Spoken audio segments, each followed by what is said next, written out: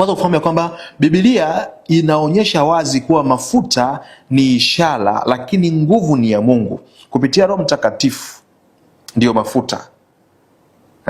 Tatizo la leo ni pale mafuta yanapochukua nafasi ya Kristo na inakuwa ndio watu wanaweka imani yao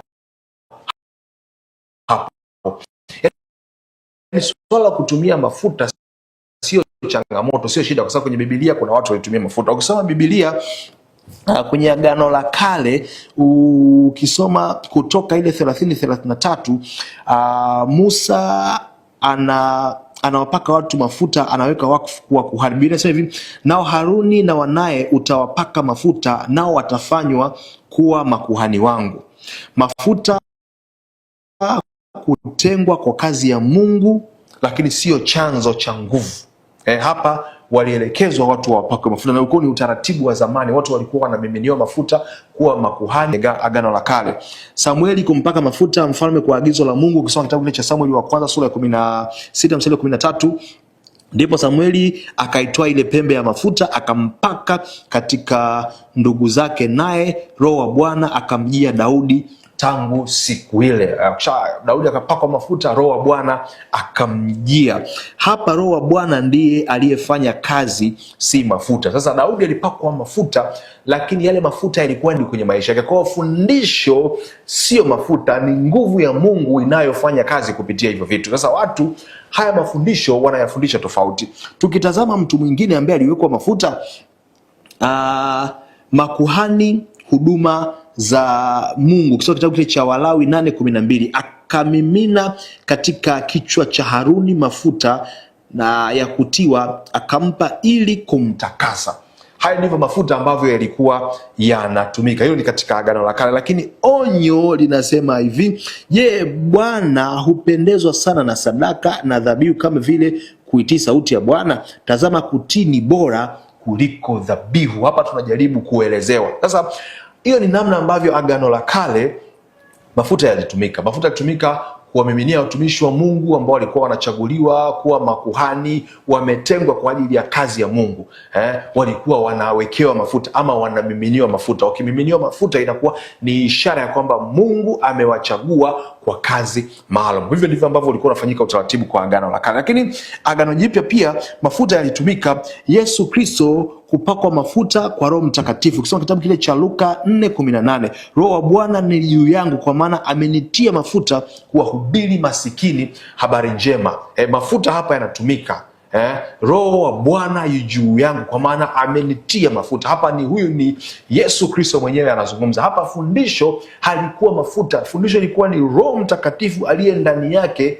Yesu Kristo ndiye aliyekuwa anatenda hiyo kazi. Ukitazama, Yesu hakutumia mafuta kama sharti au namna yoyote ile ya biashara. Hakuwahi kutangaza mafuta yana nguvu, alimtangaza Mungu mwenye nguvu. Yesu hakuwa anadili na kuyatangaza mafuta. Hakuwa anasema njooni kwangu sasa nimepakwa mafuta, ninayo mafuta nitakayowapaka ninyi na dhambi zitawaachia au magonjwa yatawaachia. Hapana, mafuta yalitumika kama ishara ya kwamba Roho Mtakatifu yu juu yake, yu ndani yake na anafanya kazi pamoja na yeye. Sasa fundisho halitakiwi kuwa namna ya kutumia mafuta ili upambane na kitu fulani au upate kitu fulani. Fundisho linatakiwa wewe umjue Mungu, Roho Mtakatifu awe ndani yako, Mungu awe ndani yako, ili mambo yajidhihirishe kupitia Mungu, lakini sio kupitia hiyo chupa ya mafuta. Kwa sababu watu wengi wanaamini kwenye mafuta na wanayanunua mafuta. Ukisoma kwenye Biblia, mitume waliwapaka mafuta wagonjwa, na hapa sasa ndipo ambapo inaibuka ule mzozo wa mitume na manabii waongo wakitumia mafuta kama sehemu ya upako wa kuwapa watu na kuwauzia watu kwamba ukitumia mafuta haya utapokea uponyaji.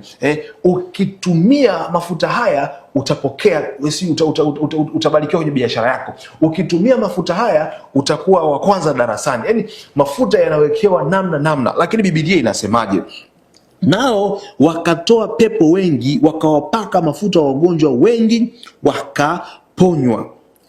Je, yupo mtu miongoni mwenu aliye mgonjwa? Na awaite wazee wa kanisa, nao wamwombee, wakimpaka mafuta kwa jina la Bwana, na kuombea kwa imani kutamponya huyu mgonjwa. Sikiliza, mtu anapakwa mafuta, lakini neno linasema hivi, na kuomba kwa imani kutamponya huyo mgonjwa, sio na kupakwa mafuta kwa huyo mgonjwa kutamponya.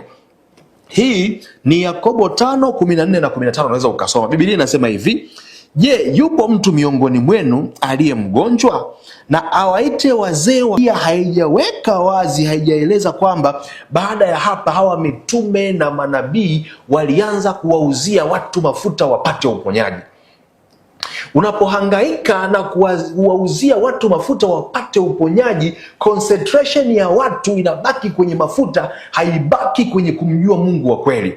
Na sisi tunatamani watu wamjue Mungu wa kweli, huyo Mungu anayeweza, huyo Mungu anayeponya, huyo Mungu anayebadilisha watu maisha, huyo Mungu anayesamehe dhambi. Yaani watu lazima wafahamu na wajue ya kwamba tunaye Mungu mwenye uweza, sio tunayo mafuta yanayoponya. Mafuta hayawezi kumponya mtu, Mungu ndiye anayeweza kumponya mtu. Ndiyo maana hapa Biblia inasema hivi, kusoma kitabu hiki cha Yakobo 5:14 na 15, nasema, je, yupo mtu miongoni mwenu aliye mgonjwa? Na awaite wazee wa kanisa, nao wamwombee, wakimpaka mafuta kwa jina la Bwana, na kuomba kwa imani kutamponya huyo mgonjwa.